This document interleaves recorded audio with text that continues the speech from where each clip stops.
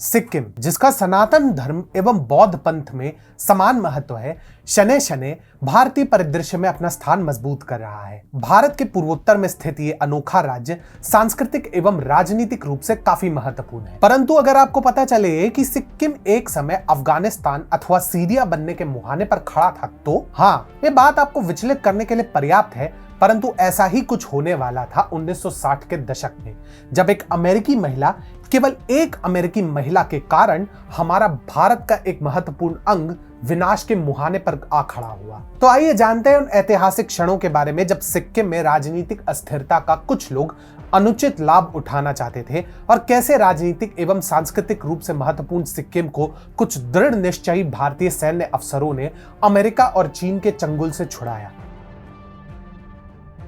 भारत में सिक्किम का अपना अलग महत्व है। सांस्कृतिक रूप से यह धरती हिंदुओं और बौद्धों के लिए समान रूप से पावन मानी जाती है।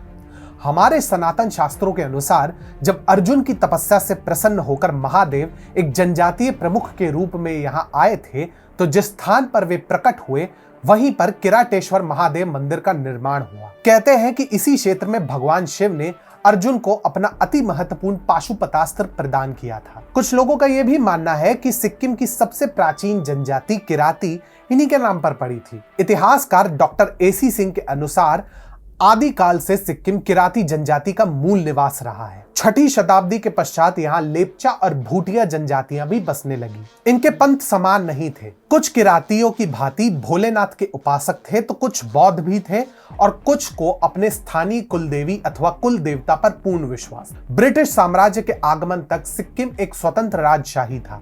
नेपाल के प्रभाव से मुक्त रहने हेतु सिक्किम ने अंग्रेजों से हाथ तो मिलाया, परंतु यह दांव उन्हीं पर भारी पड़ा। भारत के 1947 में स्वतंत्र होने पर स्वतंत्र सिक्किम की मांग उठने लगी, परंतु तत्कालीन चोग्याल यानी सम्राट ताशी नामग्याल के प्रयासों से सिक्किम शीघ्र ही भारत का प्रोटेक्टरेट स्टेट बनने को तैयार हो गया। ताशी चाहते थे कि सिक्किम, भारत और तिब्बत के बीच संबंध सशक्त हो, इसीलिए 1950 में भारत सिक्किम ट्रीटी पर वे हस्ताक्षर करने को सहमत भी हुए। 1960 के प्रारंभिक दशक तक सिक्किम में कुछ उथल पुथल नहीं थी, परंतु 1962 के भारत चीन युद्ध के बाद काफी कुछ बदल गया। परंतु प्रश्न तो अब भी व्याप्त है, CIA सिक्किम में इतनी रुचि क्यों ले रहा था? 1950 के दशक में तिब्बती बागियों को सहायता देने एवं चीन के प्रभुत्व को कम करने के उद्देश्य से CIA ने सिक्किम में अपना डेरा जमाया। इसी से सिक्किम का महत्व धीरे धीरे राजनीतिक विशेषज्ञों को समझ में आने लगा। जब दलाई लामा तिब्बत से भागकर भारत आए, तो वे सिक्किम के माध्यम से भारत में प्रविष्ट हुए। स्वयं जवाहरलाल नेहरू तक सिक्किम एवं उसके आसपास के क्षेत्र के महत्व से पूर्णतया अपरिचित नहीं थे। परंतु 1963 तक काफी कुछ बदलने लगा था। ताशी नामग्याल कैंसर के कारण परलोक सिधार गए।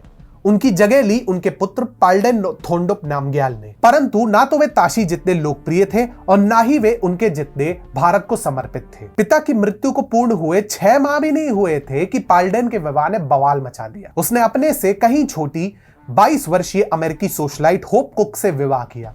धीरे धीरे होप केवल राजशाही के रखरखाव तक सीमित न रहकर सिक्किम एवं भारत के आंतरिक मामलों में भी हस्तक्षेप करने लगी। कुछ का मानना था कि यह तो विशुद्ध CIA एजेंट थी, परंतु इसके समर्थन में पर्याप्त साक्ष्य मिलना अभी बाकी है। प्रवासी नेपालियों के बढ़ते प्रभुत्व से स्थानीय लेपचा और भूटिया जनजातियों के अस्तित्व पर खतरा मंडराने लगा। इसके अतिरिक्त किसानों पर अनुचित कर अधिनियम लगाए जाने लगे, जिससे अब स्थानीय निवासी धीरे धीरे भारत की ओर स्वतः आकृष्ट होने लगे।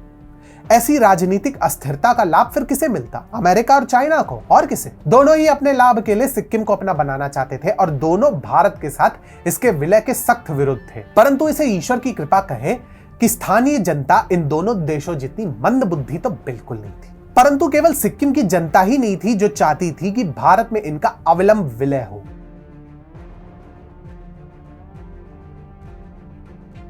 यह खेल प्रारंभ हुआ था 1963 में ही, जब चीन ने भारत को ज़ेलेप्ला और नाथुला छोड़ने का फरमान सुनाया। ज़ेलेप्ला पर स्थित भारतीय अफसर तुरंत मान गए, परंतु नाथुला की कहानी तो कुछ और ही थी। नाथुला के रणनीतिक एवं भौगोलिक महत्व को समझते हुए वहां के divisional commander major general Sagat Singh Rathore ने स्पष्ट किया कि चाहे जो भी हो, वे नाथुला से टस से मस नहीं होने वाले। चीनियों द्वारा निरंतर तौर पर सीमा रेखा पार करने की उनकी खुजली देखते हुए मेजर जनरल सगत सिंह एवं उनके मातहतों ने नाथुला एवं उसके आसपास के क्षेत्रों की सीमा सुरक्षा को सशक्त करने का निर्णय लिया। वैसे भी मेजर जनरल सगत सिंह राठौर कोई कच्चे खिलाड़ी नहीं थे। 1961 में इन्होंने गोवा के स्वाधीनता में महत्वपूर्ण भूमिका निभाई। इनके नेतृत्व में भारतीय सैनिकों ने पुर्तगालियों का मार मार के भूत बना दिया और इसी से कुपित होकर पुर्तगालियों ने इनके नाम से लिस्बन में पोस्टर तक छपवा दिए कि जो भी इन्हें जीवित या मृत अवस्था में पुर्तगाल लाएगा उन्हें $10,000 का पुरस्कार दिया जाएगा। क्या करें, खौफ बड़ी चीज है। परंतु बहुत कम लोगों को पता है कि मेजर जनरल सगत सिंह के तत्कालीन सिक्किम राजशाही के साथ भी मैत्रीपूर्ण संबंध थे। स्वयं होप कुक भी काफी प्रभावित थी, परंतु वह इसका अनुचित लाभ उठाने को उद्यत थी। लेकिन जब सख्ती का सिद्धांत कूल भी नहीं हुआ था, उससे पूर्व ही सगत सिंह राठौर अपने आदर्शों पर अडिग रहे। उनके लिए उनका राष्ट्र सर्वोपरि था। शीघ्र ही मेजर जनरल सगत सिंह के प्रयास रंग लाए। जब 1967 में चीन ने नाथुला और चोला पर आक्रमण किया तो उन्हें अप्रत्याशित रूप से भारतीयों से जबरदस्त प्रत्युत्तर मिला। चोला में गोरखा योद्धाओं एवं जम्मू एंड कश्मीर राइफल्स के योद्धाओं ने मिलकर चीन की ऐसी कुटाई की कि आज भी उस स्थान से आक्रमण करने से पूर्व वे 1000 बार सोचते हैं। भारत में सिक्किम का विलय केवल माओवादी चीन के लिए नहीं अपितु अमेरिका के लिए भी 1000 वोल्ट के झटके समान था। परंतु मेजर जनरल सगत सिंह जैसे जुझारू सैनिकों के कारण ही आज सिक्किम भारत का हिस्सा है और आज भारत पर आक्रमण करना मच्छर मारने जितना सरल तो बिल्कुल नहीं।